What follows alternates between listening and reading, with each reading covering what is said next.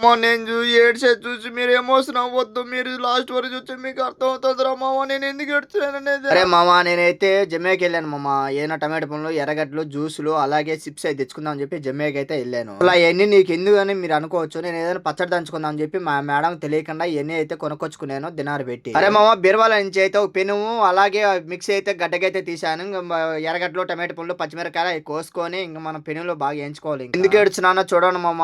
మా కష్టాలు అలివి గాని కష్టాలు మామ. ఎర్రగడ్డ కోస్తా అంటే కన్నీళ్ళు ఆగడం లేదు మామ. ఎర్రగడ్డలు కోసుకున్నాను. అలాగే కన్నీళ్ళు కారుతా ఉన్నాయి. అందుకని చెప్పి వీడియో పెట్టాను మామ. ఇంకా అనుకోవద్దు మామ నన్ను. ఏదో అలా చేసుకుంటున్నాను వీడియో. అలాగే చూడండి మామ నేను అన్నంలోకైతే ఈ పేలిపోతాను. నా మొఖం పోతానింది మామ. ఉన్నట్టుండి గుప్ అని కొట్టింది సౌండ్ అయితే. మీరు చూసారో లేదో? చూసారా మామ. సిలిండర్ కాడ చాలా జాగ్రత్తగా ఉండాలి మామ. లేదంటే మొహం పోతానింది మామ.